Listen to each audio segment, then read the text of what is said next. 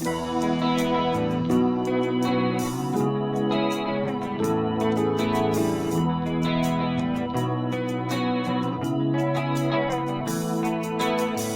you knew me before, you wouldn't even look my way. And welcome back to Sullivan's Unheard Voices. I'm here with Dave. Yeah. Oh my goodness, my friend. What a musician you are. Like, how did you get started in that path? Because like the amount of effort and the amount of work it takes for you to be able to pull off some of the things that you do is just like amazing.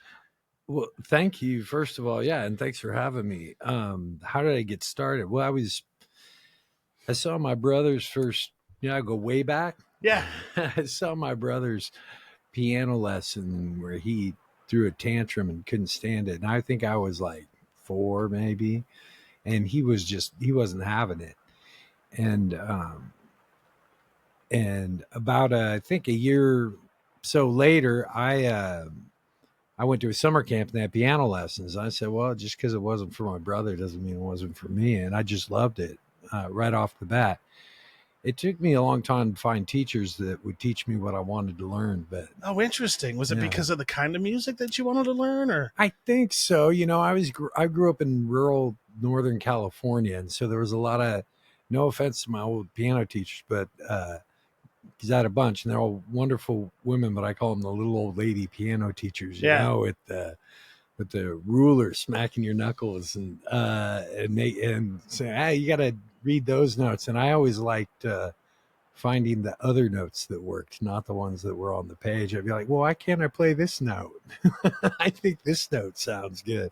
And so I was kind of always exploring, and I do, I tried to do recitals and things like that, but that wasn't really, I was always more interested in kind of improvising and making stuff up. And then of course I was, a kid, I got into rock and roll and pop, and then I got into, program music because I was happening in the 80s, and so I started programming on a synthesizer, and then I started my own rock band in high school where I played guitar and keyboards and sang, and we wrote our own songs, but we did like Doors and U2.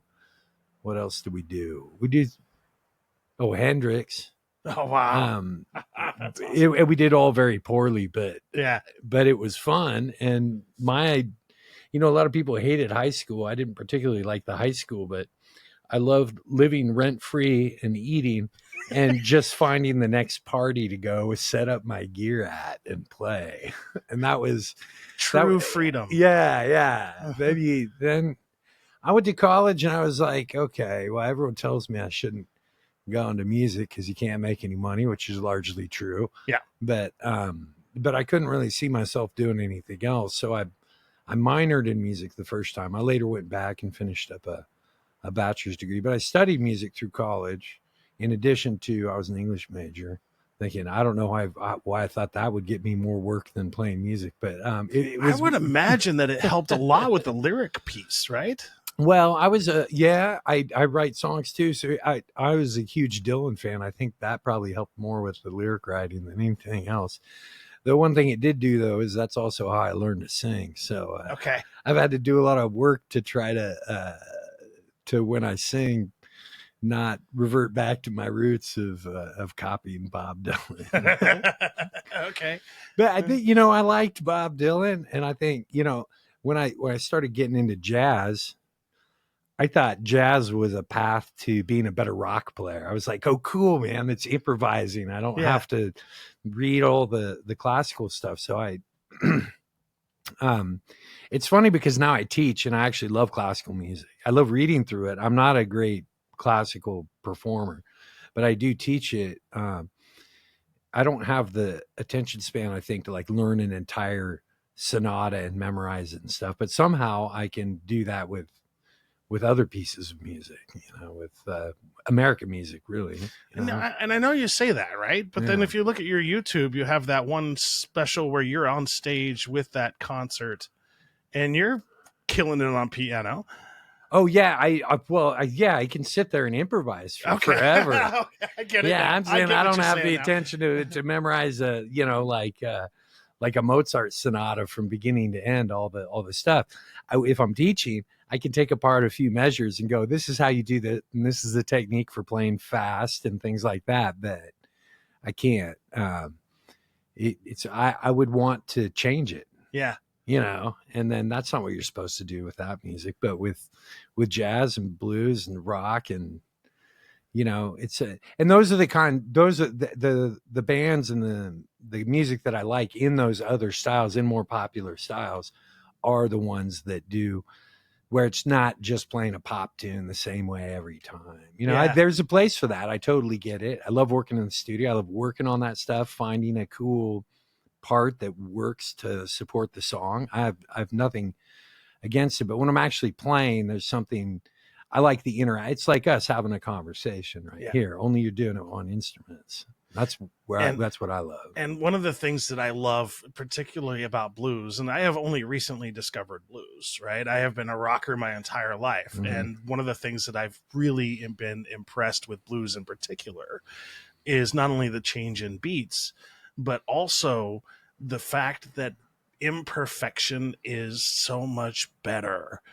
Like when you have something and it's slightly off, but it still sounds amazing. I like that way more than you get the same rendition as if you were in the studio every time. It means you're reaching for something. Yeah. Right? It means you're trying to get a little beyond. And that's where it's like walking that tightrope of like, am I going to make it? Am I going to make it? Oh, well, I didn't make it, but it just took me on this twist or turn, it doesn't have to, it doesn't have to land. Now, when you step out there though, and you do make it and you stick the landing, then it's like, it's just magic, It's like a different world. Yeah, it is. Yeah. It is. It's a beautiful thing.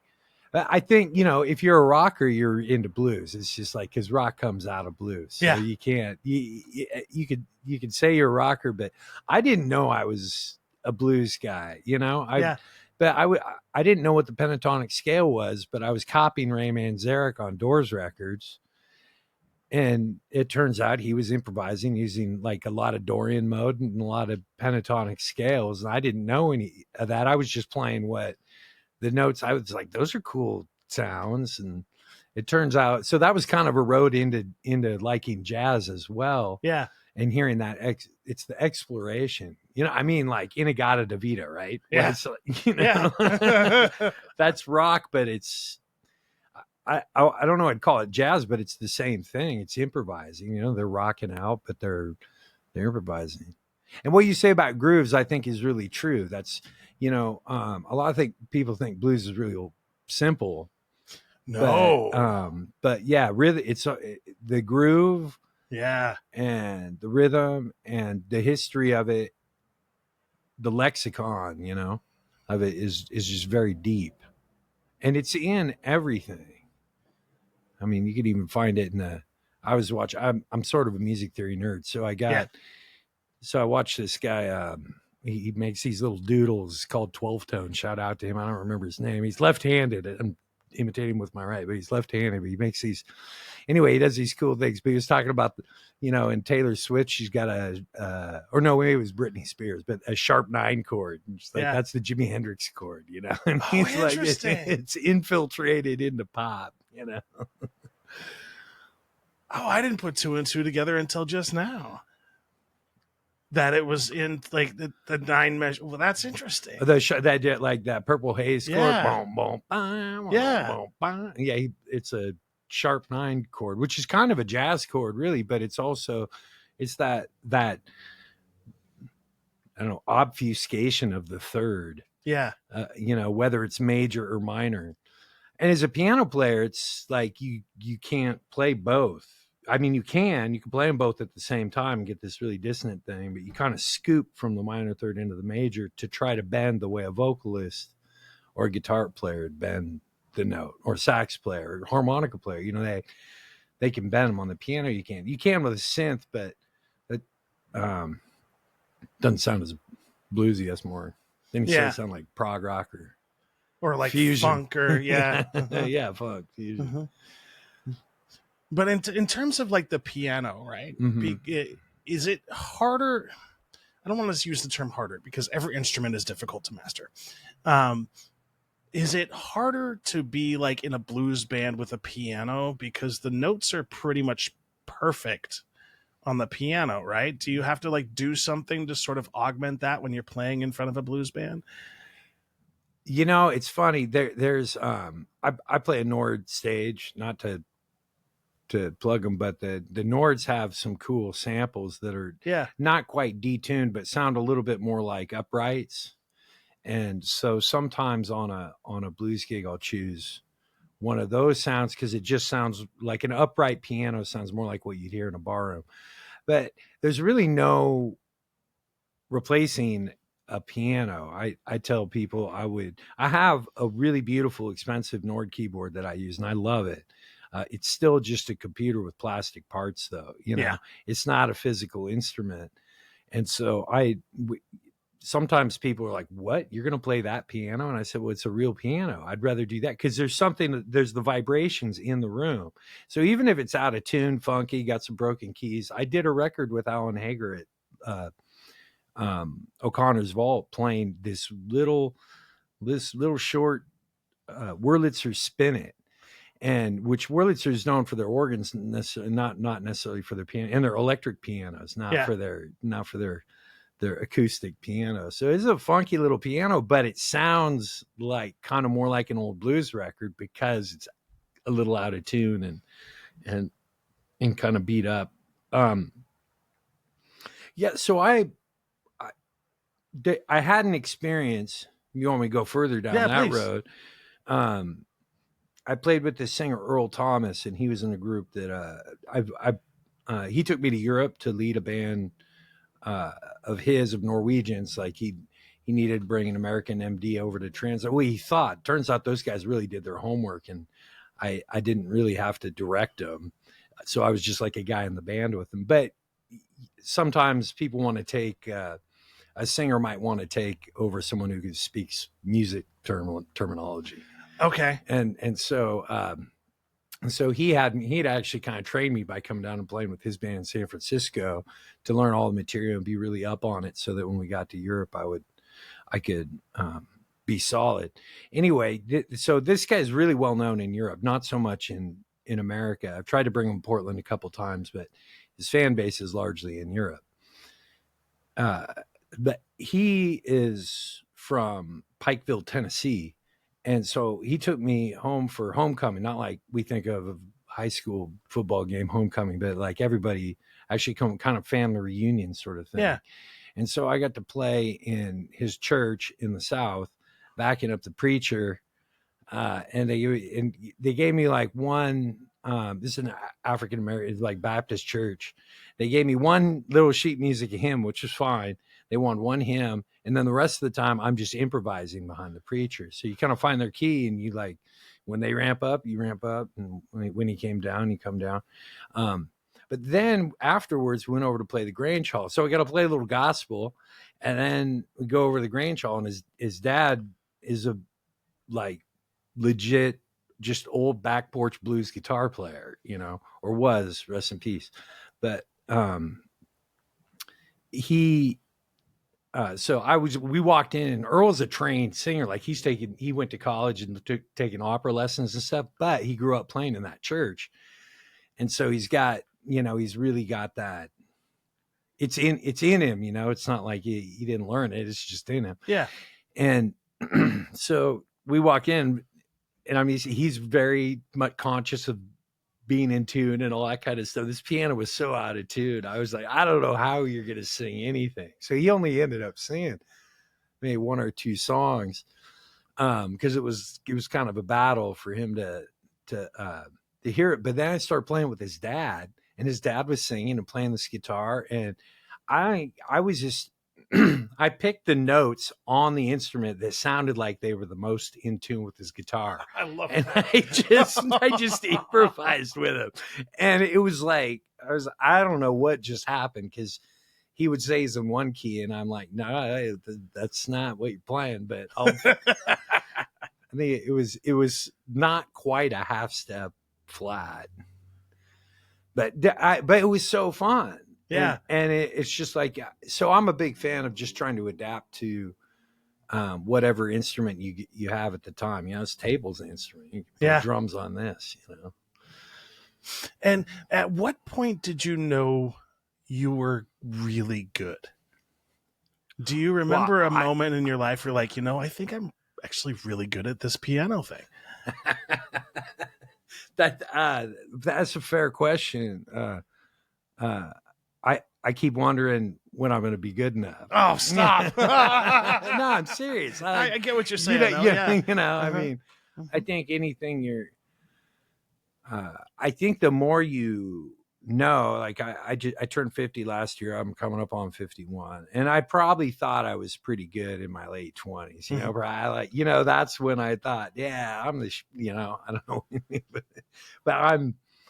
Because you get caught, young man, you get cocky and stuff. But I think the more you know, the more you realize that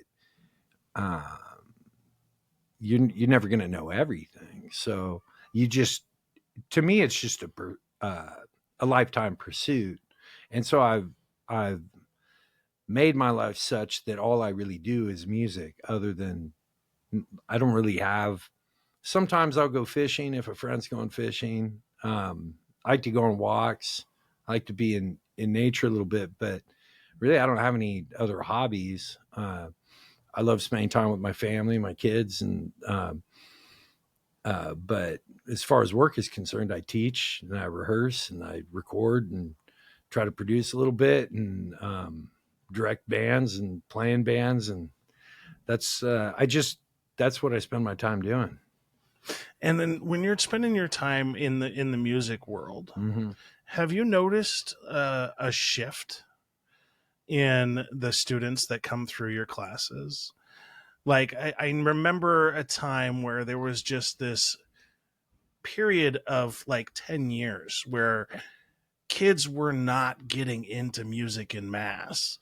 And now I'm starting to see all of these, I hate to say kids because I'm 47, but they're like 18, 19, 20-year-old kids that are phenomenal musicians, and they're actually more people actually getting into music. Yeah. Do you notice the same kind of thing? I've been teaching since 2000, so like 25 years. Yeah. And I've noticed a shift, but it's not necessarily away from the enthusiasm. I mean, maybe it's just a result that I teach, so I've had students all that time. So I think there's a distinct lack of music education in America. Yeah, that's where I was getting. Yeah, for sure. But I feel like that's been the case for a long time. For a very long time. I mean, people complain about the state of, pop music or whatever. I don't think it's any different. It's still, you might complain that there's a 4-chord loop in the song. Well, go listen to Earth Angel. I mean, pop hits in the 60s where, the Beatles would go like put an extra diminished chord in there or something like tricky, probably with the help of George Martin. But so it wouldn't be just the same 4 chords over and over, but that's been a thing since pop, rock and roll and pop had like simplified stuff. So I don't get that criticism. What I do feel like is that because there's a lack of education, we don't have an educated consumer base. Like in Europe, because there's music education more in the schools, there's just a better appreciation. And I think more people play a little bit. Yeah. In America, we've generated this big divide. So there's either you're a big star or you're in the audience. And I think most cultures in the world, it's much more kind of like a range, and it's a community thing. It's a community activity. There's dancing, there's music, there's food. Everything's wrapped up into sort of one thing in almost and that started really in Europe with the divide between the audience and the orchestra. Yeah. So it's, so I think that, America is such an interesting experiment because all this multicultural stuff, unfortunately through slavery happened way before YouTube. Yeah. You know, so these different world influences were happening in America that weren't happening in these other little pockets, because that's where everybody was immigrating to and mixing. So you get all these different influences. So that's, I think, one of the really great things about American music is all the different stuff that combines to make it. But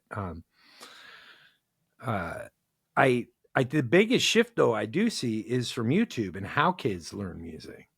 Is because, and so I keep up on this stuff. I'm like, okay, so I got a kid that came in here and memorized for a lease, but he doesn't even know what key it's in or whatever. He just saw some YouTube video and they show it's a piano roll and they see where to put their fingers and they slow it down or rewind it and they learn it that way.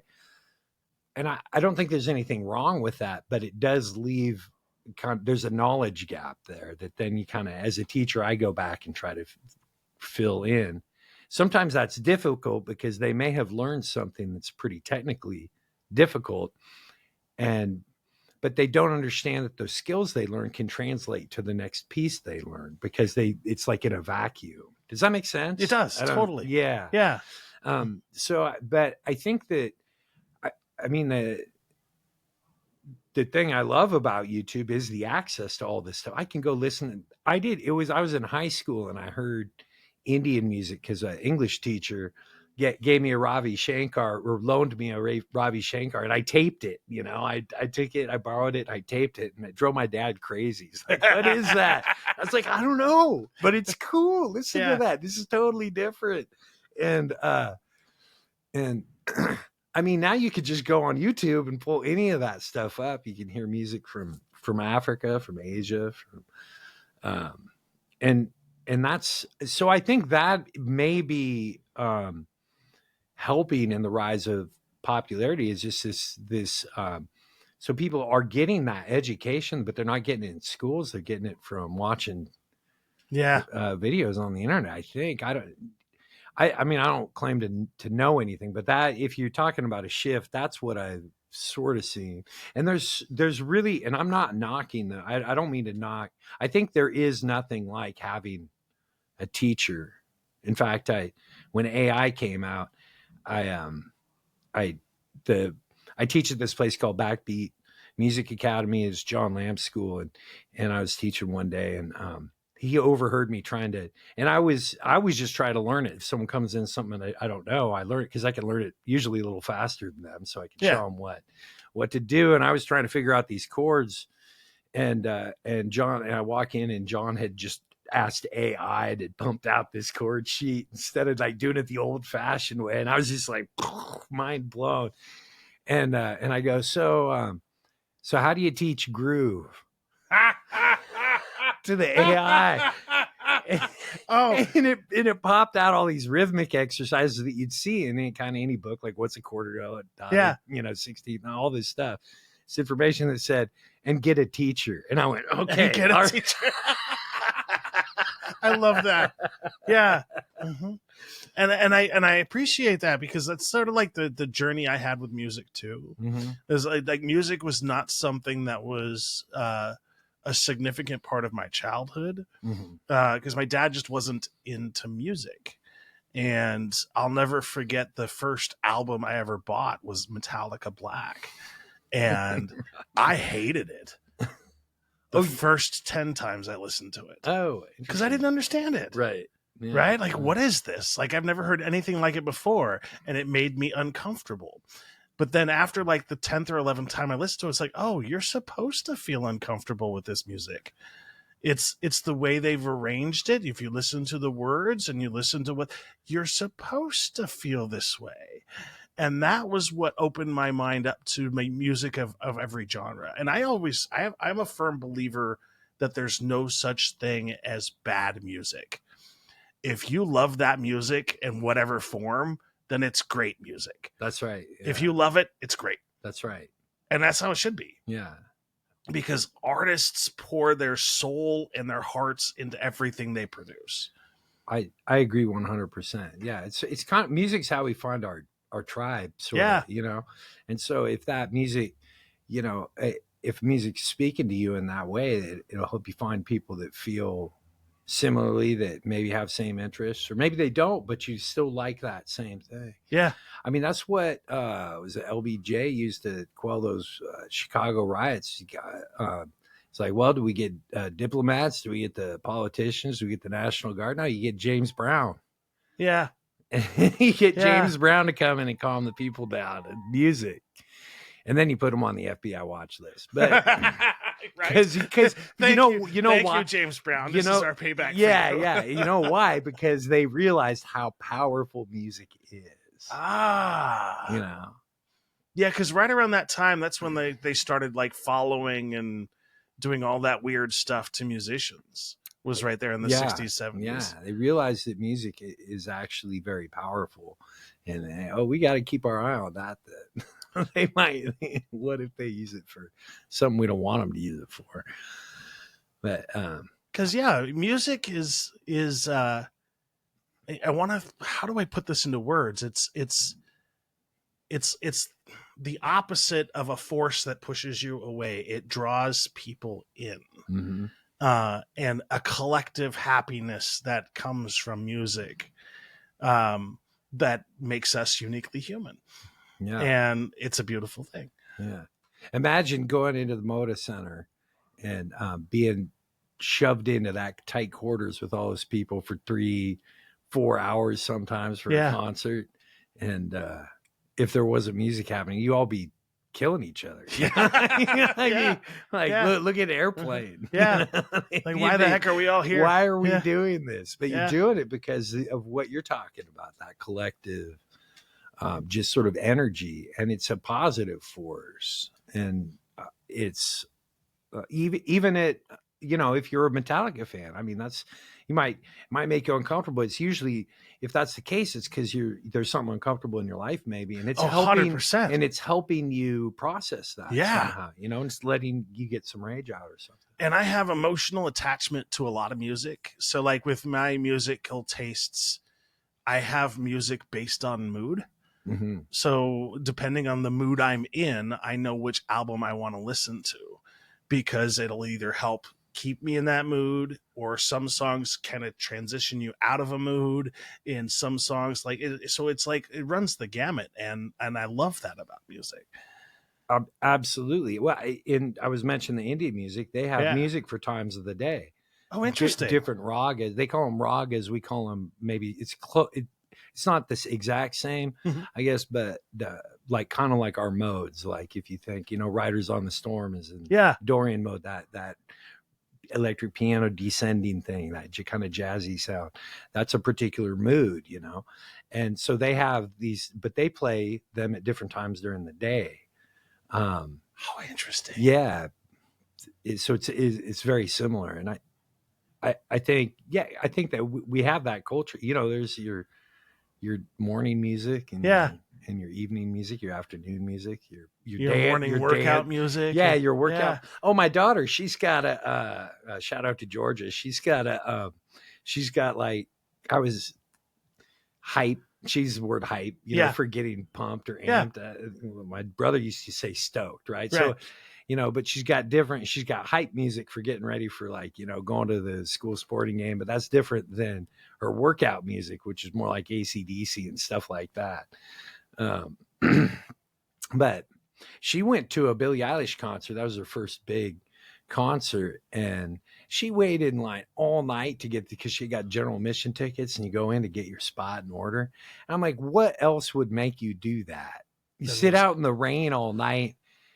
People camped out, and they're all getting along on the street, and they're, helping each other out. And then they get in, they're all crammed in there, and she had a ball. It was like, I'm like, yeah, she just had like a spiritual experience, Yeah. And I love Billie Eilish. Some people might not like her, think it's pop or whatever, but I just, you can't deny that she can sing. Yeah. That lady has a voice. Yeah.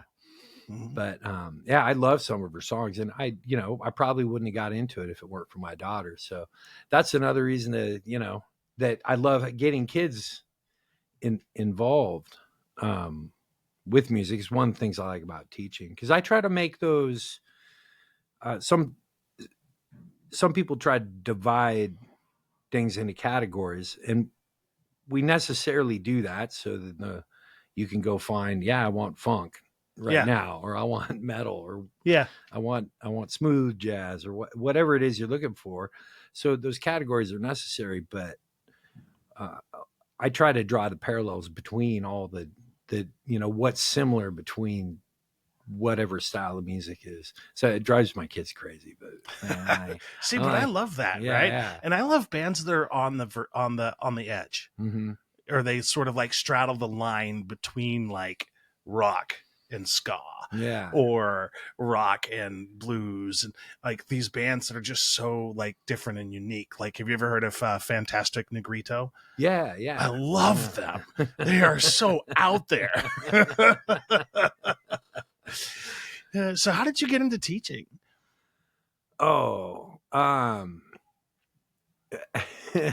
had to do community service. Oh, that's awesome. That's awesome. And I did not, for whatever. That was a long time ago. But I was sentenced to community service, and I don't need to go into that story. But it did involve Gary Burford here in Salem. I don't know if you remember Gary. Okay. That gives you, if you got Salem fans out there that listen to, I was playing with it for a while, but anyway, I was like, I don't want to go pick up trash. I'll go volunteer at Ethos. And so they let me go volunteer and do my community service there. And then by the time I finished my community service, I had a bunch of students, and it just turned into a job. And it turns out I never thought I would be a teacher. I wanted to be a performer. I wanted to be a rock star. And, and there's something about seeing that light click, or that, that concept take hold. Oh yeah. It's really rewarding. And sometimes it's hard, because you have these chunks of time.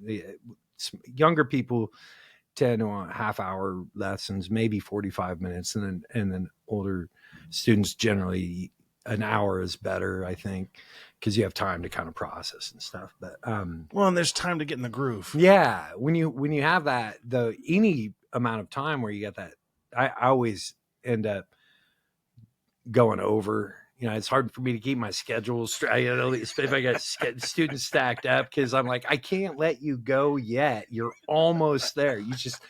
I know if I get you just over this little speed bump, you're going to go home and practice it. And if I don't get you over that, you're just going to flail for a week, and struggle. And so but getting someone to the point where they can learn on their own, that's when I feel like I've succeeded, when I've shown them the tools for being able to figure it out yourself. And for me, it was always when you see the light go on. Yeah. That's how I sort of explain it. Like, cause I train by profession. And one of the things I always love is when you see somebody who didn't understand finally, and it clicks. That's my favorite moment ever. Absolutely. It's just like, they got it. Yeah. Like, I'm so happy for them because they got it. Yeah. Like, the joy that you can share joy in music too, right? There's no competition, right? And I've worked a lot in the private sector, and in the private sector with jobs and everything else, it's all like competition based. Like, what have you done for me lately? In music, I have found, especially over the last year, especially here in the Salem and Portland community, it's musicians. How can I help you? Yeah, it's different. It is, and I'm gonna go back a little bit and say that is how I feel now. Yeah. However, I have been in bands where it does get very competitive, and there are competitions that battle the bands, things like that, and sometimes promoters and stuff try to turn it into competition. I think for a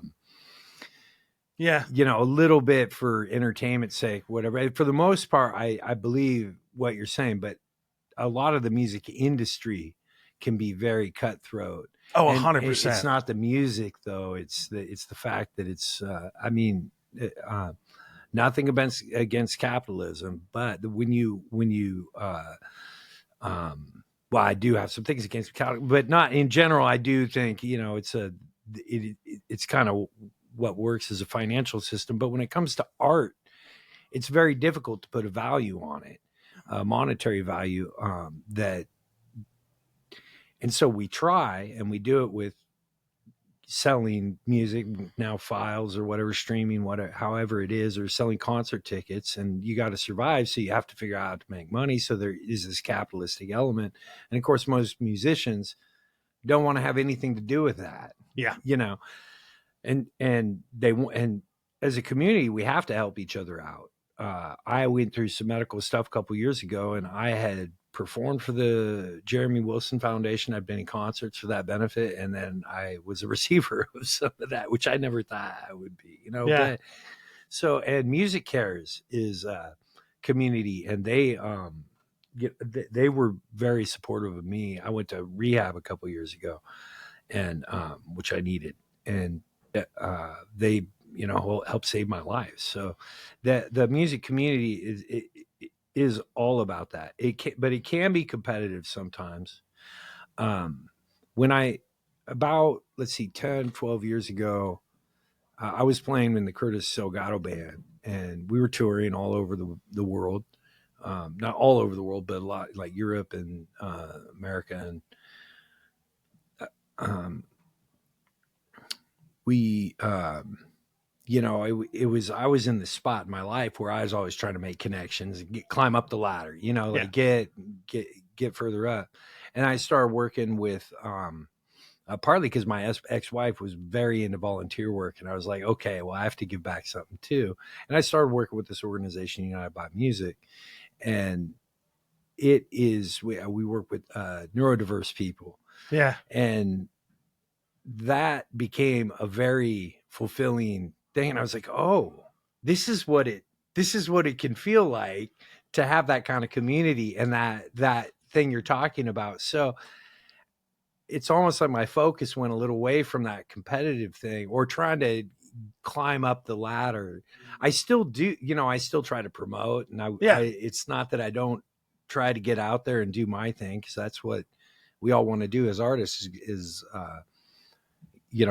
pursue the art that got us into it. However, that's been a very fulfilling thing, and it's very community oriented, and it's a very that feeling that you're talking about.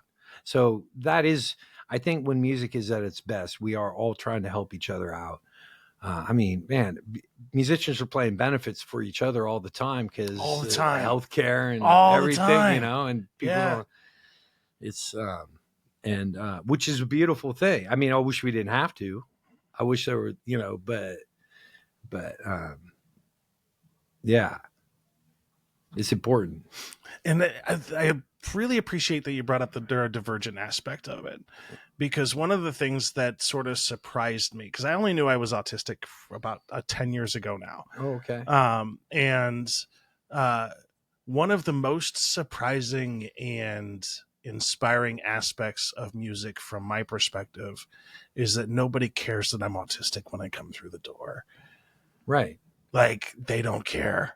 They welcome me with open arms. I don't have to worry about masking. I don't have to worry about changing anything. I can just be present and enjoy the music, and everybody's okay with that. Yeah. And that is so unheard of in other situations. Like, the only other place I've seen that happen is sort of like the theater. But outside like the theater and like music, it's really hard for me to be my authentic autistic self, because most of the time people just don't care. They're not interested. And I don't have enough energy to go through the emotions of explaining myself. Oh, yeah. I feel like there is, and part of it's due to organizations like United by Music, which are trying to break down those barriers and say, I mean, the way I see it is almost like a superpower. Yeah. An autistic person who's very high on the spectrum might have trouble communicating or things like that. But music, I've heard people that can barely string a sentence together, and they can sing, and they can sing in tune, and they can sing a song and string all these words. They might not even know what they're saying, but and that's all. That's, and then there's further down back on the spectrum, or I don't know, whichever way, where it's maybe less obvious. there's a very high instance of perfect pitch. I read one study that said it's 500 times more likely to have perfect pitch if you're autistic. What? Yeah. I think it was a small study, but it has been my experience that the musicians that we're working, and I don't have perfect pitch. I've tried to get what they call relative. You can kind of study pitch, Yeah, to sort of try to memorize things where they're at. But I can't just go like, oh yeah, that light's humming at a B flat or whatever. Yeah. But someone with perfect pitch would say they'll hear any frequency, they'll tell you what it is. And Brandon Logan. Yeah. Brandon Logan hears in perfect pitch. Yeah. Yeah. Which is a huge asset. It can actually also sometimes inhibit you in other ways for because you still have to groove, and the perfect pitch doesn't help you with that. Also, learning how to be in a band is off. And, I had one of the parents told me, if you've met one autistic person, you've met one autistic person. Yep. I say that all the time. Yeah. I say that all the time. Yeah. Uh-huh. So it's interesting. This is like a PhD guy who used to teach how to teach autism at UC Berkeley. And anyway, his daughters are in United by Music, the Weddle twins. And they're absolutely fantastic. They have perfect pitch, and they're so studious, and they're so diligent in their work, and they come prepared, and they're very professional. And I gotta say, I worked with a lot of professionals that don't show that level of professional. I'm not naming any names, but they're so that's why sometimes we say it's like a superpower. It's So do you find that you're able to express yourself then better through with an instrument or through singing or anything like that? Or is it mostly you enjoy Oh, I love to sing. Yeah. And I have I've always as long as I can remember, loved to sing. Like, I remember there's a picture of me my dad sent me the other day of me 13 years old with a microphone in my hand. But I never learned how to read music. I never learned sort of all that stuff because I just didn't think it was ever possible. It's not that important. Yeah. I'm starting to figure that piece out as I talk to more and more musicians. Yeah. It's one aspect. But even now though, music helps me communicate. Mm-hmm. Because I always have trouble with emotional conversations, and I have a hard time expressing how I'm feeling, but I have a song for that. So if I want to convey to somebody that I care about how I'm feeling in a situation, I will listen to all the songs I think are associated until I find the right combination of musicality and lyrical expression that fits the emotion I'm trying to convey, because I can't convey that outside of music. And so I use music to help communicate feeling, thoughts. That's fantastic. Yeah. So does that then say if you're having trouble expressing yourself to someone, then you check out this tune? Yeah. I don't have the power or the ability to communicate right now. I'm overloaded. I'm stimulated, but this is what's going on. And I can text you a song, and I have friends that I do that with, where if I'm having a really bad day, I can't really talk about it, but I can send them a song that says, this is the kind of day I'm having. And then they know how to support me. What a great solution. I think everybody should do that. Yeah. See, that's what I'm talking about.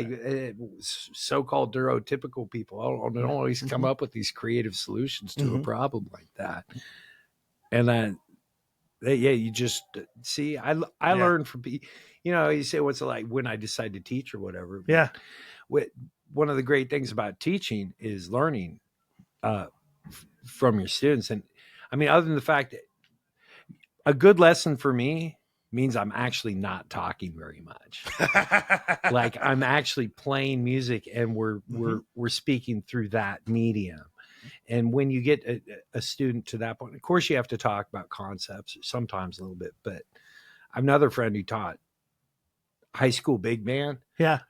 He's got a band too, Doug Bundy. Shout out to Doug. Good friend. My first gig in Portland was playing with his band at the Policeman's Ball at the Pittock Mansion. That's awesome. Dixieland band. I was terrible. I didn't know what I was doing. I don't think any of us did. We were playing the Policeman's Ball, underage. Someone knew the bartender. Anyway, that's a different story. But anyway, he was telling me, like, especially when you're starting out teaching, you tend to want to talk a lot. People do this in rehearsal too. They sit there and they talk forever. I'm like, you just count the song in. Yeah. By the time we get done discussing it, we could have played that section or looped that section and everyone would have just figured it out instead of arguing about whether it's on the and of for the, you know. Yeah. Yeah. We'll find it. So, but he said, yeah, you can't. He had a number of words, but it was very low. It was like if you've said more than 15 words before you do the next pass at the rehearsal, then you've said two, but you lost them. And that's kind of like one of the, and I chuckle because it's like one of the reasons I started this podcast is because I want to learn. Mm-hmm. And I don't want to be the type of person that has a podcast where it's all about me. I want this to be about my guests and like what they have to bring, because I want to learn just as much from my guests as the listeners do. And I have learned so many things through this podcast that I never thought possible. And it's just been a wild ride. That's great. Yeah, it's been a wild ride. and one of the things that I would like to talk to you about a little bit in terms of like education and musical education, like how can we get back to this idea of bringing music into people's lives younger in life? Like, is it lost, or is there do you know if, is there a movement to bring something like that back? To me, it seems like the parents who care are the ones who sign their kids up for lessons outside of school. I think the schools could do a better job of, for example, what the School of Rock has done. Now, I'm not advocating or dissing the School of Rock, but what they've done is say, what do you want to learn? If you want to learn this rock tune, let's learn this rock tune. I'm not going to make you go through this lesson book. And if I'd have had that, I might have been better sooner, because I hated those lessons, but you turn the page and learn something. They have a place. I teach out of them. I've used the Faber method, Alfred's method. I was raised on the Thompson method. I don't like, personally for me, I wanted to play real music, and those songs weren't, were kind of, you knew they were childish, but you do have to develop some skills and knowledge before you can learn hard things. But sometimes a student is up to that task, and you just have to explain to them, look, what you want to learn, I can show you, but it's going to be a different kind of path. I love pattern-based learning. Okay. Because music is really patterns. Yeah. Like kind of like math. It's patterns. And if you learn these patterns and you learn how they go together, then you can switch them around, turn them on their head, and both harmonic and melodic and rhythmic. There's all these patterns, right? And we, I think that there's something about the order of the autistic mind too that loves recognizing those patterns. So sometimes I actually was teaching an autistic student today, and he was his former teacher. He's very musical. Yeah. And his mom's musical as well. She's Indian. They're Indian, but he's first generation American, whatever. But he was not taking to these sort of method books, and he's playing. So I showed him the chromatic scale. I showed him Hanon exercise, which is that like da da da da da da da da da da. It helps you work on your technique. And he's run with that stuff. And I still want to show him like, how to read and stuff like that, because it's important to his mom. And but today I was just like, okay, here's Stevie Wonder Superstition. Just play the black notes on the piano, and and it'll work, right?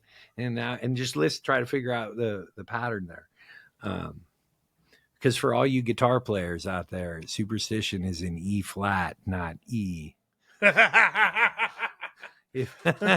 Go back to the Stevie version, and leave that. Not that Stevie Ray Vaughan isn't wonderful. Listen to that one; it's fantastic. Yeah. But if you go back to the original, yeah. It's on the black notes of the piano, so you play along with it just with the black notes. How fascinating. Your question was different though, and I went away from it. Your question was about how to get is America drifting away from music? Yeah. And how do we get back there? I did not have the experience you had. My parents both were musical. My aunt is a piano teacher, and I had some relatives that were talented musically. No one tried to go into the business of it until I came along. But my parents would.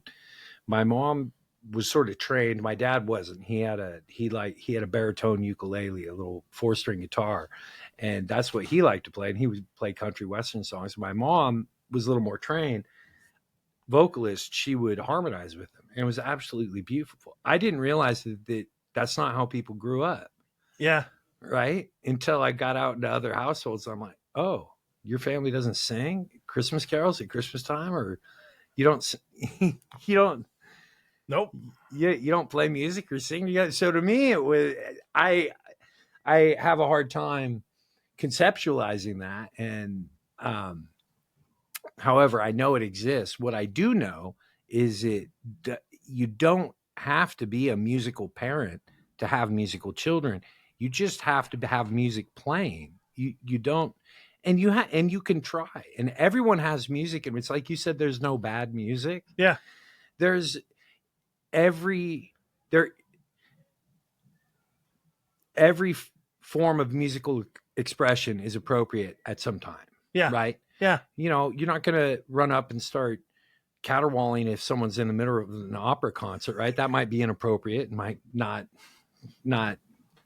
be advised. Also, if you're a harmonica player, you don't always want to play while the band is playing.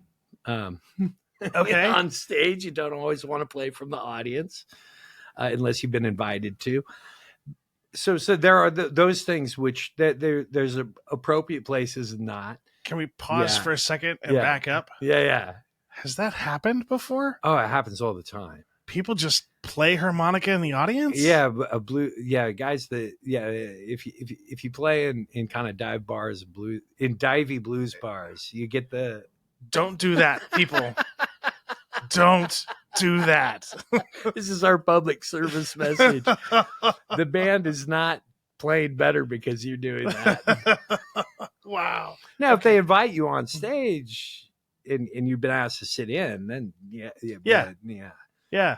But at least talk to someone and ask on a set break. Don't just start. Well, anyway. Well, it would be the same as if you brought a saxophone to a heavy metal concert. Right. Yeah. It's like you're in the audience. Enjoy the band.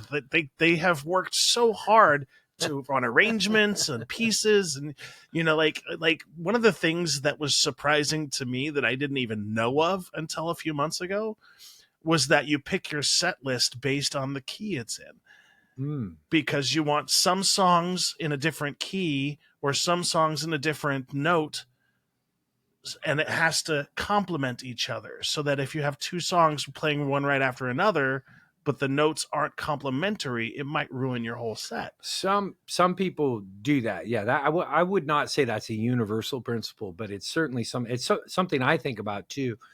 Sometimes it's not so much about the next key, it's about just some variation. Okay.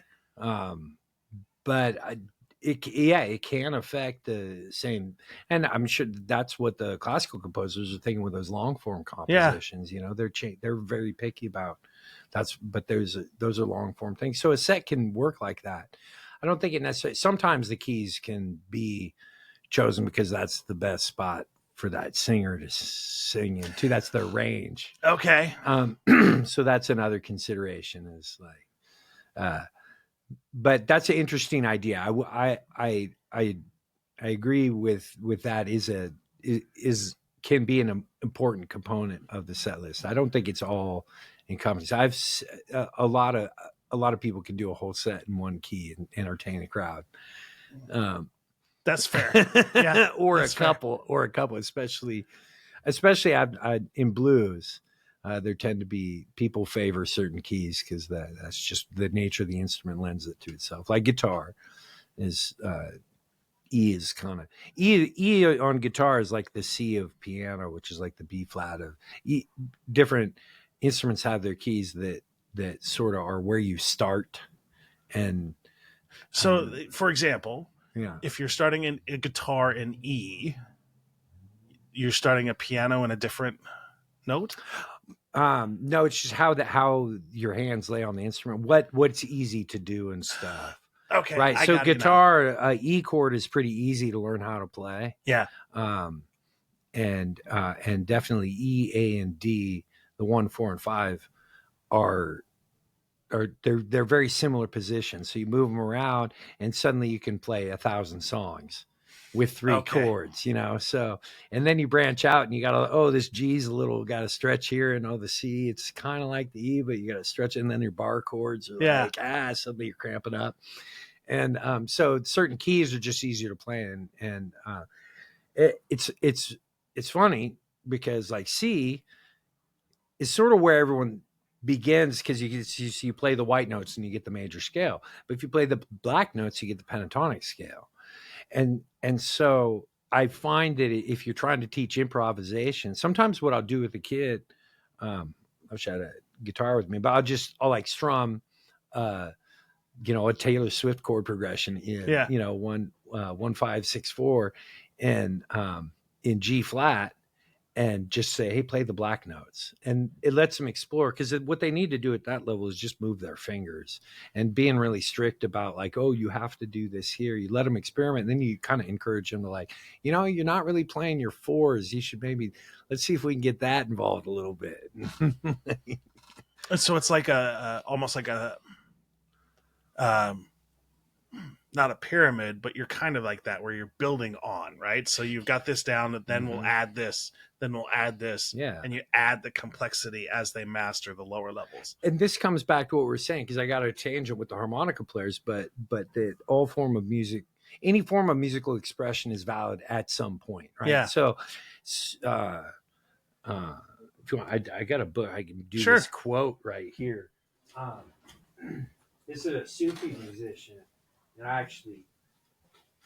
I have a couple sort of spiritual things that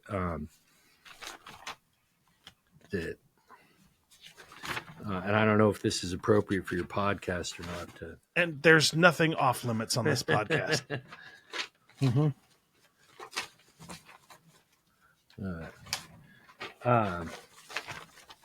So this is, and I'm going to get his name right because it's not on this excerpt I pulled. I think it's Israt Inyat Ali Khan. He's a Sufi musician.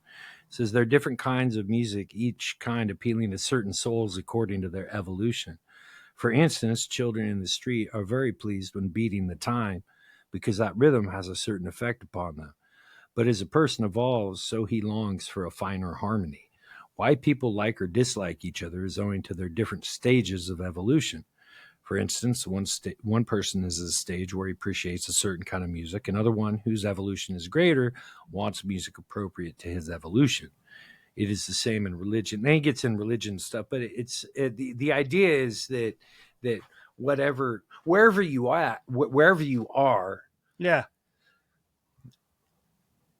I guess it's not so much being comfortable there, because I'm always trying to get better. You asked me when I realized it was good. I'm always trying to learn something new and get better at whatever it is I'm doing. But you have to realize where you're at is where you're at, and that's valid. And it doesn't mean you shouldn't sing just because maybe you don't have the voice of Frank Sinatra or whatever. You should. Everyone has music in them. I really firmly believe that. They just, a lot of times they've been so. There's another quote in here from Kenny Werner where he talks about music that people treat like an instrument that they don't know, like it's a hot stove. It's not going to burn you. Yeah. I had that same sort of thing. The first time I picked up a guitar, was so afraid of dropping it that I didn't really want to, experiment. Yeah. And I was like, I mean, you've seen what the Who did with their guitars, right? Yeah. Oh.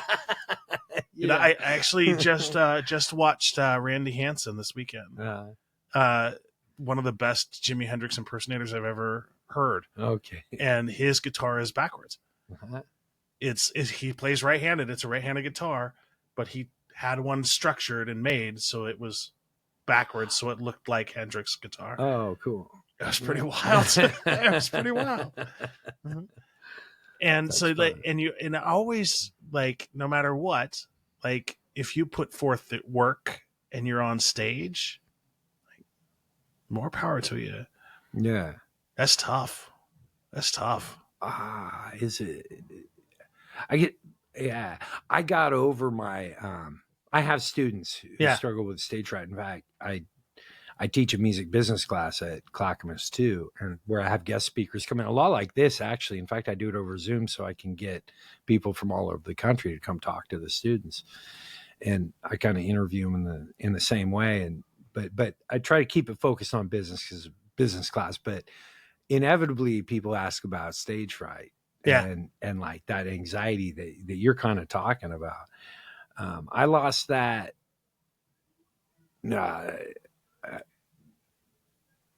I never,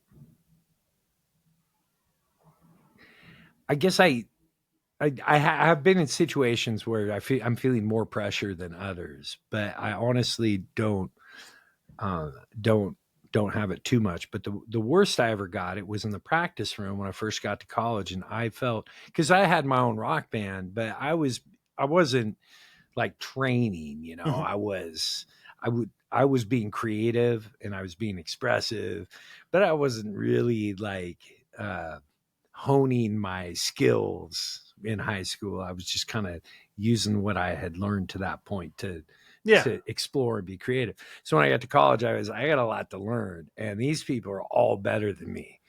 And I was practicing one night late at night, and I was like, oh yeah, man, I got it. I forget. I think I was trying to figure out how to play a bossa nova groove like that. Boom, boom, boom, with the clave and the right hand. Boom, boom, but boom. And I'm like, I'm finally getting it. And I'm like, it's not just stress. And this guy comes in and just played this amazing piano and just blew my mind. And I was like, I just sat there and I held my head in my hands. And I'm like, I'm never going to get anywhere. And I have students that feel that way. And I realize I got to get over that. You know, I'm just where I'm at. And if this is something I want to pursue, it's not going to happen. There's no McDonald's solution. There's no fast food solution to music. You just keep progressing or you don't. And if you're happy where you're at, there's nothing wrong with that. If your form of musical expression is to, you know, say go sing at church on Sundays or go to karaoke or whatever. Yeah, that's my jam. Yeah, it's your jam. It's karaoke. Mm-hmm. All right. Yeah. Then there is absolutely, you know. Yeah. There's no reason. There's nothing to look down on. About that. And the first time I ever got on stage was actually a few weeks ago. For karaoke or no? There was a rock jam. The Raven Kings in Salem. They host a jam in the West Side Station every Thursday. I used to play there. Oh yeah, and the lady that runs it, Ish Phoenix, she sort of has the clipboard and sort of conducting, if you will. Mm-hmm. To her credit, got me on stage. And I sang a couple of songs on stage, and that was a wild experience. Was it fun? It was so much fun. Yeah. What'd you sing? Sung Outside by Stained and the Metallica version of Turn the Page. Okay. Yeah. Cool. Like, I would love to sing anything Maynard related. Mm-hmm. Like, Tool is my favorite band of all time, and I can actually sing a lot of the songs that he can sing. Wow.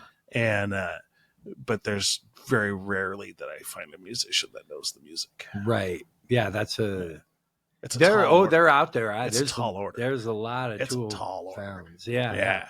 I've never played a Tool song, but I've listened to, and there's some really cool dynamic and rhythmic stuff going on there that they're dialed into is pretty amazing. So have you worked on the throat singing then, or you get the guttural thing?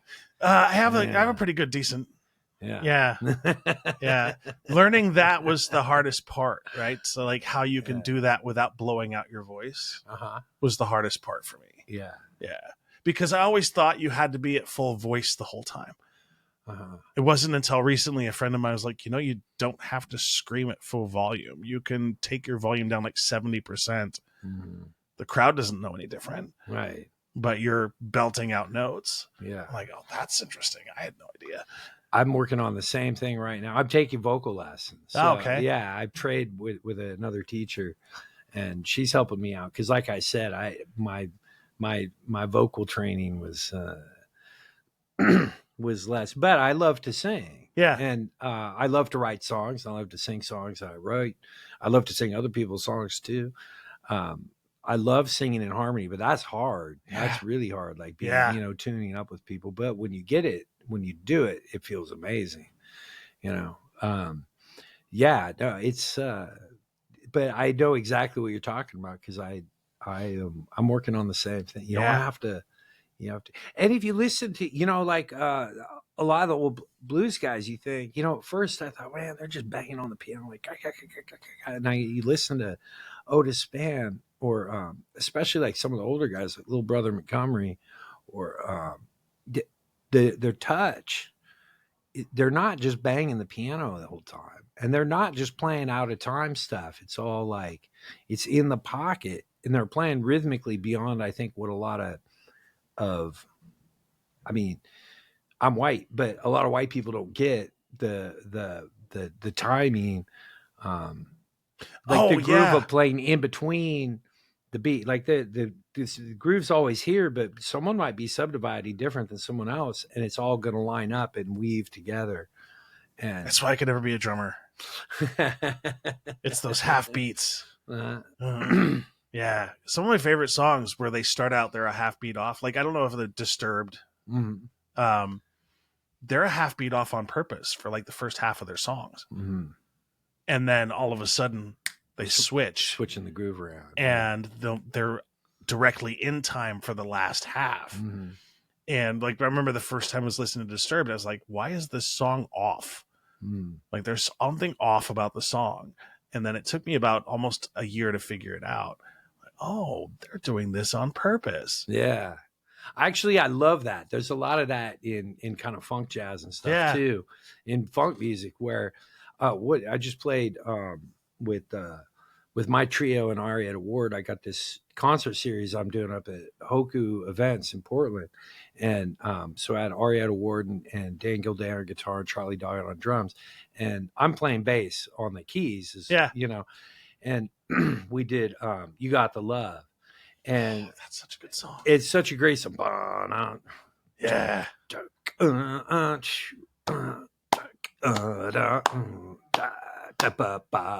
That guitar part is so hard to hear where beat one is. Yeah. And Dan was nailing it. And I was like, man, Arietta, because I played this song before, but it was, we were rehearsing. And I'm like, can you just count me on, Arietta? Like, because it's kind of backwards on purpose. Yeah. But if I'm playing there with the group, I was just listening to the music I'm going to be doing this Thursday on the way down here, which is a band I used to play with. Like, I hate to say it, but it was like, I was with these guys 20 years ago, and we're getting the band back together. That's so awesome. But, which band is it? It's Zupa. It's A.G. Donald. Oh, yeah. And Anthony Jones on drums, who was he's coming off the road with Pink Martini. And so we used to have this organ trio together. And then we had a sax player sometimes, Robbie Edwards. He's on a couple tunes on the record, but it was mainly us in the trio. And I'm listening to one of these songs. I'm like, oh yeah, that's right. We have that. And I purposely wrote the bass line to do what you're talking about. So it's like boom, boom, boom, boom, boom, boom, boom, boom. And then it switches around. And it's actually, and it switches around. So it goes off the beat. And I love it when songs do that, when they kind of, you're like, you think it's in one spot and you're like, you get switched around. And I don't know if it's clever, Yeah. It's clever. But I know that feeling you're talking about. I think is on purpose to kind of like keep you guessing a little bit. Yeah. And it's a way of, for me, it's like the more complex the musical arrangement, the more I love it. I love complexity, and that has to do with I think I don't know. I'm not going to pigeonhole you, but I my see autistic brain. Yeah. Because sometimes you're going to pick up on patterns that other people don't see right away. It happens all the time. Yeah, and you're like, what? That's obvious. That right? You didn't see that, you know? And I'm like, well, I guess now that you say it, I kind of do, but I didn't. It wasn't readily apparent, but that's one of the. So actually, where I teach at now, I get, because of my work with United by Music, I didn't have any special training working with autistic people or anything. I just tend to treat everybody the same. That's all you have to do. That's the weird part about it. Like, if you just treat everybody the same, you're going to be fine. Yeah. Yeah, that's all we ask. And it just seems like sometimes people can't do it. I think sometimes it's refreshing, but sometimes it comes off like, because those observations sometimes can seem more personal than they are. Yeah, a lot of people will think that it's a personal attack. Yeah. And so like 95% of the time I keep those comments to myself. Right. If you're not sure if it, see, that's I think that's what you call the masking, right? Yep. Is like, Yep. is like, okay, I'm going to think this right now. I'm going to go ahead and think it, but I'm not going to say it because I'm really not sure how someone's going to react to it. That's a big part of, with United by Music, working in a band, because it's not just neurotypical people. Like autistic people can do that to other autistic people too. And say something that can be hurtful. And so, sometimes if a musician makes a mistake and they maybe have the song already down, something like maybe someone doesn't have it down as well, man, they didn't do their homework, or they're maybe just not as quick a learner, and someone says something about it, that drawing that attention can kind of hurt that person's feelings. And so we work a lot on just like, like making sure that you understand there's an appropriate way to interact in rehearsal, because that's what you do in rehearsal, is you're trying to fix the mistakes and everything. So I actually, like, they'll call me out for sure I'm the music director, and if I make a mistake, I gotta own it. Like, there's no, it's just there. It's like, yes, that's obvious. You're right. That was a dominant seventh, not a major. So whatever the question is, because then they got perfect pitch too, and so they're like, "Oh, Dave, are you sure?" All right, chord. Oh, that's great. I'm pretty sure. What do you think it is? Well, I ask their help because I think that's an important part. People, I don't like to say like my drummer, or they're in my band, or they're my student, because there is that authority if you're the band director, or the music director, or the teacher. There, I try to break that down pretty quick so that we're learning together. Yeah. Because well, there's a personal philosophy that I have. Mm-hmm. Without shared power, there can be no peace. That's right. And if you're in that sort of teacher sort of role, there is an unexplained or unspoken about power differential between faculty or teacher and the student. Mm-hmm. And when you recognize that and do something like you're talking about, like, there's so much more opportunity for growth. Right. There's so much more opportunity on both parties. Mm-hmm. And so I really appreciate that you have that approach, because I think that's like number one game changer in terms of teaching. Yeah. Is like when you're able to get down on the level of your students and say, I'm no better than you. We're both humans. Let's play together. Yeah. I might have this skill over here, but you have this skill over here. And together we can combine those skills and we could do something better than either of us could do on Yeah. our own. I think that's so important. I don't know. You know, if I were listening back to this as like 20 years ago, I'd be like, what's that guy talking about, man? You know, but I don't know. So there is something about like, you know, just figuring stuff out as you get older too. Yeah. So because there is that I played with this guitar player this weekend, and he was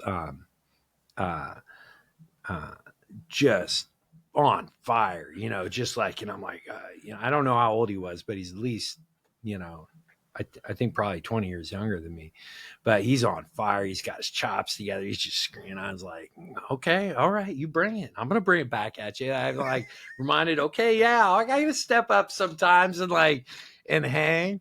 But in general, I find myself, I still like doing that. I like showing off. Displays of virtuosity can be entertaining, can be fun. 100%. Yeah.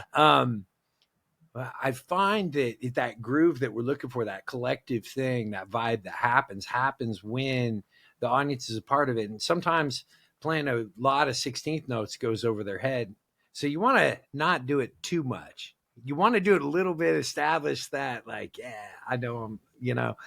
I get what you're saying, but you don't want to do it to the point where it actually turns the audience off a little bit. Right. And you're like, yeah. And I know in the past I have done that. And so it's something you learn though as you go, like how to be a team player, and teaching honestly helps me do that as much as anything. So yeah, I love music. I love everything you're saying about how it's helped you out too. It's just a beautiful thing. Well, it's just, I can't imagine a world without music and how depressing that would be. Yeah. Like, just, oof. Glad I'm not an animal in the animal kingdom. Yeah. And I got to say, doing what you did, go out, sit in with if someone's doing a jam session. Yeah. That's really where it's at. Like karaoke's good, but I imagine that you had a different experience when you're playing with that live band. Oh my goodness, yes. Yeah. Like that was just like so the karaoke songs, in my experience, they're not developed to be really good. You know what I mean? So like when you get a karaoke version of a song, it's not at that same level of professionalism. They don't have the same level of... Sure, yeah. Well, they didn't produce the mix as much. Right. Yeah. And so, like, the main difference in my experience between those two, between karaoke and the band, was the band itself. Because when I got on stage, only Jesse DeVille, the guitarist, knew the song. Sure. By the time I was done with the song, the whole band had figured it out. Yeah. And was in. Yeah, that's fun. And it was like the first 30 seconds was just me and the guitar. And then everybody else was like, oh, I could do this. Yeah. And so when you're with that level of professionals, it's like, oh, this is awesome. Yeah. There's nothing like live music. Nothing. There's nothing like it. And I love recorded music. Everybody likes getting their headphones in, getting their jams on and everything. But supporting live music that's a huge part of the educational element too. And a lot of that was COVID too. We retreated into our corners. Yeah.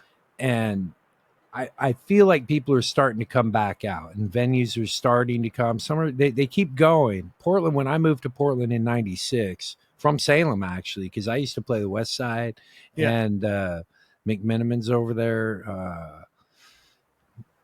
Was that off of the main drag there? Anyway, I used to, play. I was in a band called Uncle Earl. And, that's awesome. And we would open for bands at West Side. We were more of like a jam band kind of thing. But for some reason, they let us play at West Side Station, which was kind of more metal and a little more hardcore. But we played all over the town, and we moved to Portland together as a band to try to make it or whatever. And the band didn't make, but I'm still playing music. So, to me, that's making it,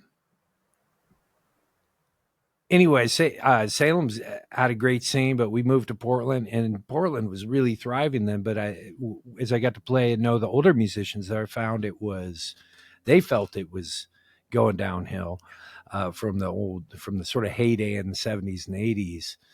Going into the 90s, but you could still go out and hear live music downtown any night of the week, and you could go to hear a whole bunch of different sides. It could be punk rock, it could be jazz, it could be blues. Everybody ended up at candlelight at the end of the night because they would play till 2 a.m, and so some of my first blues experiences there was sitting in with Jim Easy, and Dover Weidenberg would let me play his That's awesome. keyboard. He's playing with Robert Cray now. Yeah.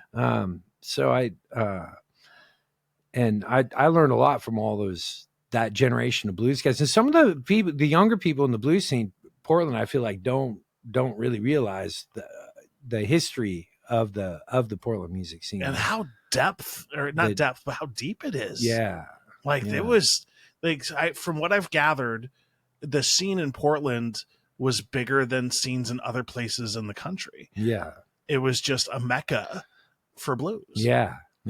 Which is so interesting considering it's Portland. Yeah. But at the same time, like, it makes sense. And some of those guys are still around, but like I got to play with Paul DeLay. I'm playing with Lloyd Jones this weekend. Yeah. And he's going to come be a guest star at my thing at Hoku in May. Norman Sylvester, I've never been in his band. I think we jammed a couple times, but I got him coming in as a special guest because that's so awesome. I'm like, I want to play with Norman.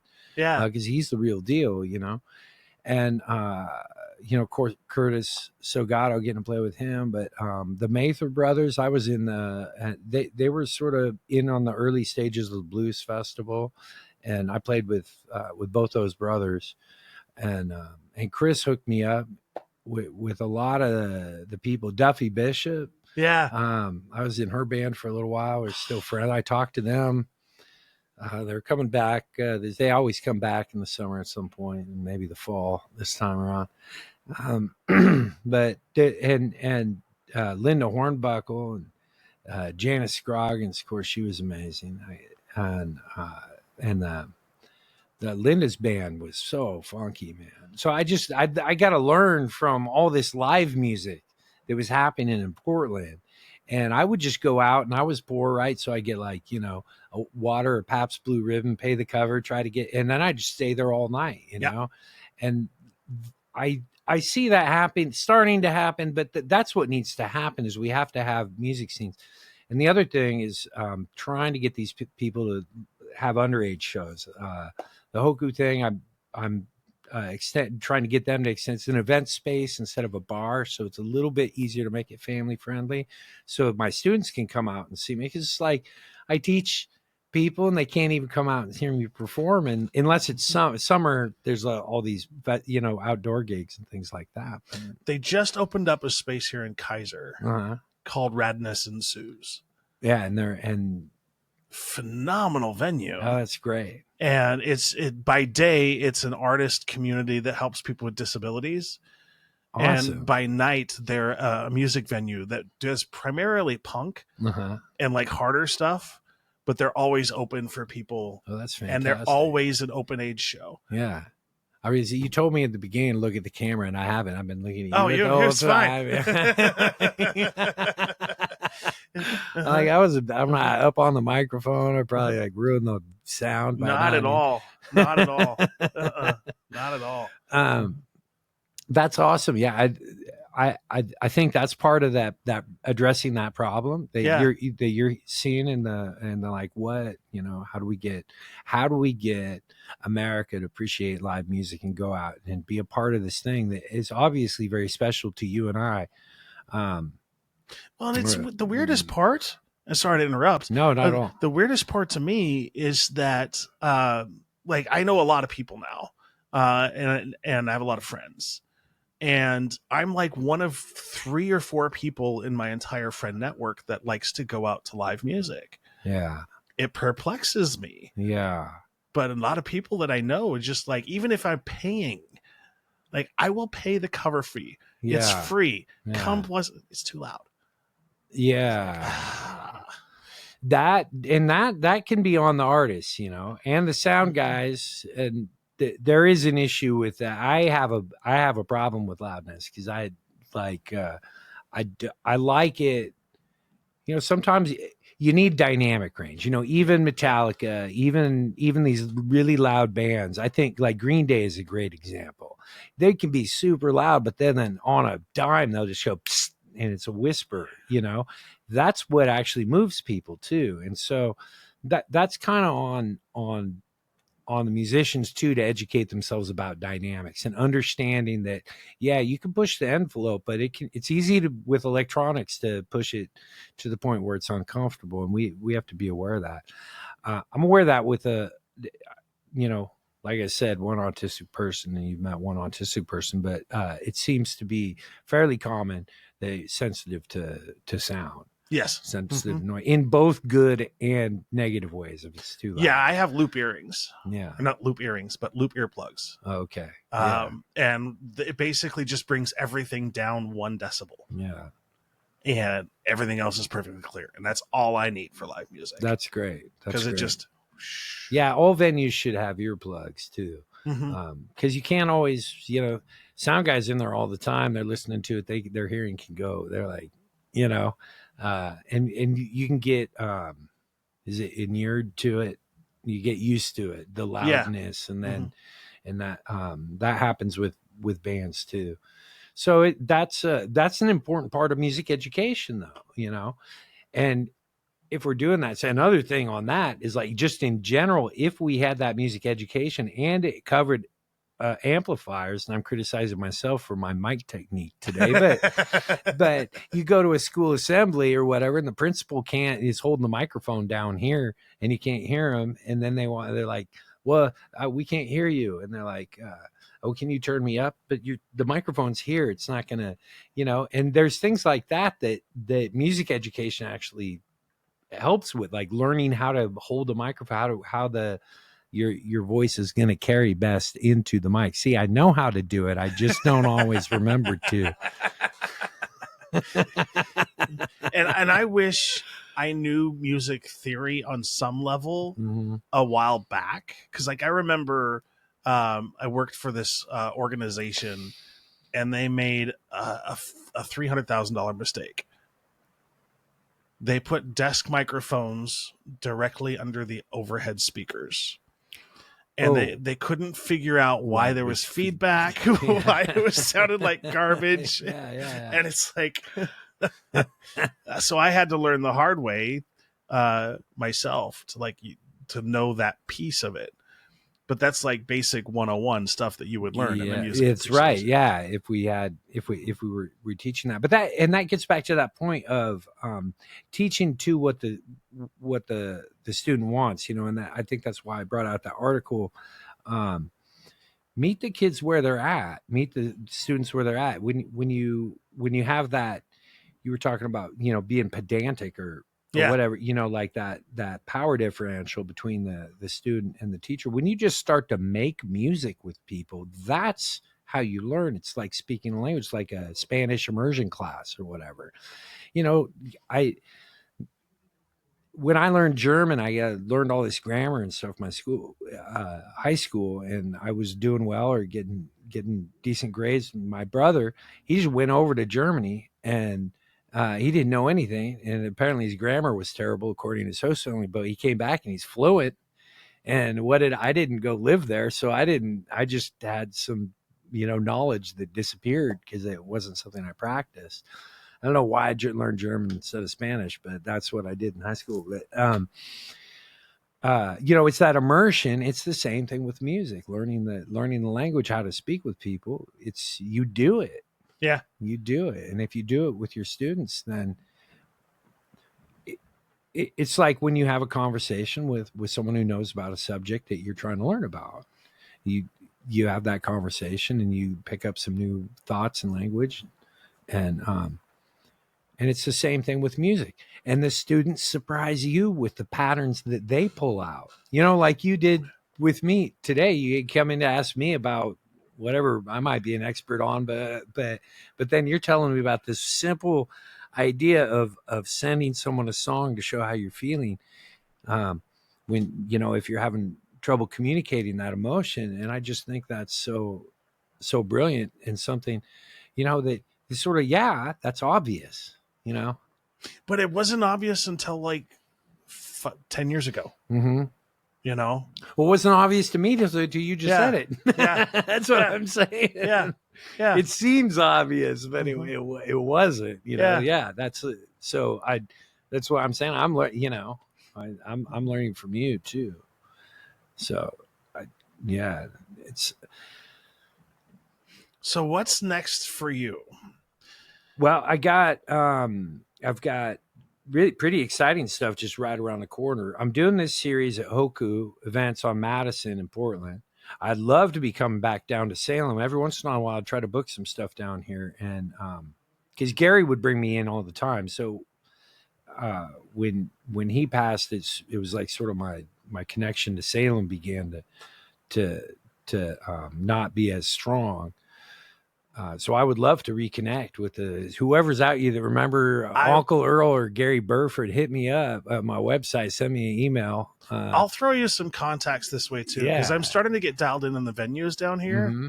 And if you're looking for like a place for an all ages show, sure, I know of a few. Yeah, like the people that own this place here, the Rec Bowling Alley. Yeah, they created a music venue just down the street. Oh, cool. On the first floor, it's a coffee place for at-risk youth. Yeah. And then they have a music venue, like a space up on the second floor that holds up to like 100 people. That's awesome. Yeah. This venue, I've got this Thursday concert series I'm bringing in. I'll be playing every week, but I'm bringing in different bands that I played with and different special guests. Oh, that's awesome. So it's different every single Thursday, and we're doing it like a dinner show. So doors at 6, show starts we'll do 6:30 to 7, and then 8 to 9. So it's Portland seems to be getting earlier. I don't know. We might switch it to start at 7 if that seems like how people are going. But having those earlier show times seems good. But it's about 150 people canned. That's fire code. That's probably too many to feel comfortable in there. But it's a beautiful stage, beautiful venue. It's family friendly, but they have a full bar and great food. But that's what I want to do, is just establish communities. So and that's why I'm getting these guests out, and some of them, like Reggie Houston's going to come play. Norman Sylvester, I mentioned Lloyd Jones. I had Arietta Ward. We got Ben Rice coming in, a band I play with a lot, Sabroso. This Thursday at Zupo with this wonderful singer, Baven Victoria, who I just met through a different thing not too long ago, but I just loved. She's an artist through and through. She's a dancer, actress. She's working on a musical, awesome. And I was like, I got to play music with you, because we just got kind of thrown together to do one song. I said we want to do more, and I think this band will be fun. So it's really fun to do stuff like that, but even more on the youth side. And then I'm playing at Artichoke on Friday with Lloyd Jones too. Oh, and that's sweet. Just a duo. So I think you were mentioning that Artichoke concert. Yeah. I was supposed to be playing with Lloyd on that. Yeah. And he got sick at the last minute, and he calls up and he's like, I can't make it. And I go, oh, what do you want me to do? He's like, oh, just go play the gig. Yeah, okay, I'll go do it solo. But that's what he's doing, the same thing. He's developing that community at Artichoke Music, which is a beautiful venue for that. And they, Shelly down there kindly asked me to come in and do a youth jam session. So that's happening a week from tonight, next Monday. And any student is welcome to come and participate. So a lot of my students are high school age, college age, some younger, some a little older. If you're a student of music and you want to come learn, it's a blues oriented jam. And so, like last time, we were working on the 12-bar blues and picked a few tunes, and we were working on just what you were talking about, different rhythmic feels, things like that. So I'm doing that at Artichoke Music once a month on the first Mondays. And then I've got, you could check out my website. I finally Please figured do. out how to update it. So every time I book a gig, it goes on my calendar that night. So if I put it in my Google calendar, I want to show all the musicians how to do that, because I know that's the most irritating thing for you guys is like, you're like, well, I'd love to come hear you play, but I have no idea. Your website's always out of date because it's hard to keep that up and do all the other things. And so I just finally figured out how to get my Google calendar to update. So if I say yes to a gig, then that evening it goes on there. See, that's what I need. Yeah. Well, no, I don't. I have a producer now. So Right. Yeah. I know, right. So yeah, go to my website, davefleschner.com and then, spell Fleschner for folks. Oh, that's Fleschner. That C throws people. So it's Dave Fleschner. Flesch. I know. I thought about getting a stage name and a handle and stuff, but I never. Someone, Rob Sheps, he's coming to town. He called me Flesh Tone. That's where I get that email from. So I call my record label Flesh Tone Records. But so that artichokes thing is really exciting. And then I've got I'm re-releasing with some new tracks, organ trio record of my trio on vinyl on May 4th at 1905. It's a jazz club. So, I mean, Unheard Voices, I do feel like my voice gets to be heard a lot, and I appreciate you having me on here because I've played with a lot of people, but I am not a star by any stretch of the imagination. I played with a lot of stars. It's a funny thing. But you said May 4th is a Sunday, and that's going to be my birthday party. My birthday's May 6th, but I will be there, 4th. my friend. Yeah, May 4th at that's at the 1905 in Mississippi area of Portland. But yeah, I'd love to come down and work in Salem again. I think it's been too long actually, but I've played all over this town. I played at the Elsinore. We did a battle of the bands, and there's that other smaller theater that we used to open for Colobo at. Remember the Colobo? Grand? The Grand, yeah. And then there's that up above. Is it up above the Grand where that little mall is there? And then there's that big room up there. They used to have a concert series up in that banquet room up there, and we. I don't think they do that anymore. No. Yeah, and we're losing the Infinity Room. The Infinity Room. Oh yeah. Okay, I'll check it out. No, we're losing it. Oh, they're losing it. Oh yeah, no, they're shutting down. See, do you remember Tommy Johns? No. See, that was Dennis. That was the drummer in Gary's band. He owned that bar for a while. Okay. But I used to play the Night Deposit, and then it turned into the Point. Yeah. I used to joke it changed genders. Oh, that's perfect. Oh, that's perfect. I don't know if that's kosher or not. I mean, maybe I shouldn't have said that, but I always thought that was funny. But that place used to be happening. Yeah. And I don't know what's there now. But, it's still there. Yeah. I don't know how happening it is. Though. Yeah. Yeah. No. But Tommy John's, that was fun back then. But West Side's always been there. That's sort of the stalwart in Salem. But what's the name of the McMinimans there? Do they still do music there? I do not know. I've never even heard that there was a McMinimans down there. It's I'm gonna remember it later. But, yeah, like 2 hours from now. Yeah. I'll remember. I'll text you. But yeah, not that.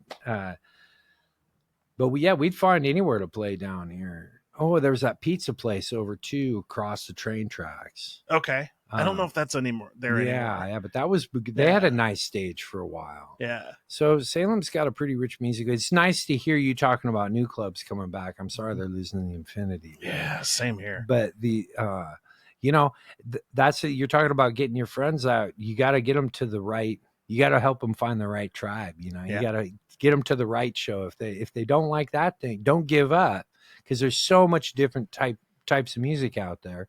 If you're not into what I'm doing, I'm cool with that, because you're going to like what someone else is doing down the street. I happen to do my thing, and some people dig it, some people don't. And that's kind of how it works, and that's fine.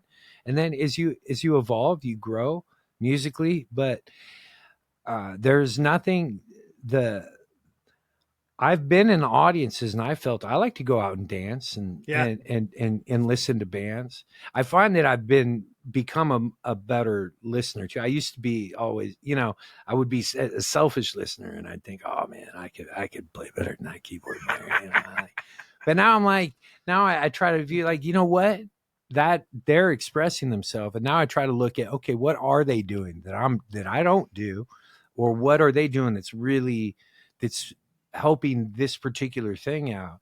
And, if people are trying and they're trying to communicate, there's something happening there, and check it out. Cause if you vibe into it, it doesn't have to be virtuosos. It doesn't have to be, No, it doesn't. You gotta, it's a feeling and it's healing.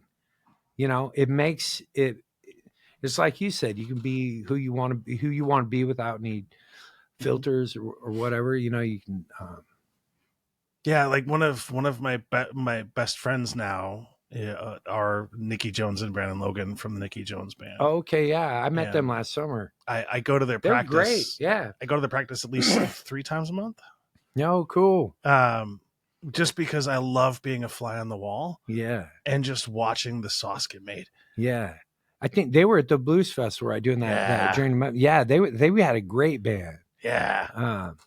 Yeah, it's those blues competitions are hard because it's like the judges don't know necessarily what's going to get over and stuff, but they were solid. It was a fun band. I enjoyed hearing their set. They are for sure. They will always be my favorites. Oh, that's great. Yeah, they'll always be my favorites. See, and you always have those memories too. Those concerts that Well, and it's a lot of people don't understand too that like most musicians, especially like at the level where they're like local musicians, they're humble. Mm-hmm. They're welcoming of fans. Oh yeah. And like want their fans to be involved with the band. And that to me was the most surprising and the most rewarding aspect of music down here. Is that they're like, yeah, like come to practice. Like, yeah, come check it out. I love it. Yeah, that's great. That's awesome. Yeah. Mm-hmm. Yeah. It's inclusivity. It's important. It is important. It's important. And I hear what you're getting at, because some people, I think what you're saying is people can get, they can kind of view, like if you're up on stage, they sort of think, oh, well, you must have an attitude or something that. Yeah. And usually, I mean, part of being on stage is you have to act like you're confident. You should be acting like you're supposed to be there. Yeah. So there is a little bit of acting that can go on, or and some people, they just become something different on stage. Like, and actually maybe that's who they are. But yeah, no, that should, most people are very approachable. I think if you come, I mean, there's always going to be jerks in anything you do, right? But unfortunately, but yeah, I would say, yeah, if you're a fan of music, go. They want to hear from you. Actually, I love talking to fans and hearing what they have to say, because sometimes they school me. They might have seen something that I thought slipped under the radar, or they're like, oh yeah, I saw that. I saw you the drummer laughing there. Is that because you missed that hit? Or like, I mean, that's not, that sounds negative, but no, but usually it's it's I like understand. It's one thing to applaud. That's wonderful. Yeah. But the feedback I get, I don't mind getting constructive criticism from fans, because I feel like that makes me better. It's going to help me connect more too. And the more that the audiences connect with the fans, the more that community building thing happenings. And that's what this country needs. I think we need more community, and we need less things driving us apart and more things bringing us together. And that's what music is just so great for. And I think that's a good place for us to end the conversation today. Because I talk about that ad nauseum. Okay. All right. About how important it is for us to come together Yeah. because we're only on this planet and we share the same air, we share the same space, and we rely on other people so much. And you get this huge divide from the corporate media, from all of these establishments. But if you take a step back and you look at what we really are, we just want to be a part of a community. We are. The people are community driven. We're not out there trying to. No. Yeah. Yeah. So we and don't just don't let the man bring us down. Right. Because I share your views like on capitalism. Like the minute they went from that model of you own a business, it's all about the customers, to now it's all about the shareholders and it's all about profit. Yeah. You lose that sense of community. That's right. And it's so important to support local musicians, local bars, local places, because every dollar you invest in a local place stays in your community. That's right. Absolutely. Walmart doesn't need your dollars. No. It's the mom and pop shop down the street. That's right. That's right. I grew up in family and small business, small town, and that's right. They were community minded. And that's how they developed their business too. Yeah. You know, and that's when you give. And that's one thing about, just that one last thing. With United by Music, because I was just saying this yesterday, we had this big promotional thing this weekend, and all these, big. I'm sure it'll be out someday. But it's a big weekend, and that was my testimony. Is like, the more I have given in to the program, the more I've received. Yeah, so it's and I think we don't always realize that. Yeah, we are kind of self-interested at heart, and I don't think we can get away from that for like a molecular level. But the survival of the fittest kind of thing. But at the same time, we are communal animals, and we want that. We need that sense of community. We want that sense of community. And when we help each other out, it brings us all up. Yeah. So I can't say enough about how, and I was not always like that. So I have been selfish. I have been self-centered. I know that. So I'm not you and me both. Yeah. Yeah. So it's not. It's a learned behavior. Yeah. But that's the thing, is the more I get there, the better I feel. So I'm so happy to be here today. Thank you for having me. I had no idea really what we were going to do and talk about. You're just like, we could do any warm-up questions or something. I'm like, no, we're straight into it. So I appreciate you having me, and this was super fun. I agree. Yeah, and we've been at it for almost an hour and a half now. Oh, okay. Yeah. Well, that time flies. I didn't know. Yeah. Dave, thank you so much. Thank you. Yep. Yeah. Be Absolutely. kind, you all. That's right. It's so much easier to be kind. Thank you. Have a good day. Thank you.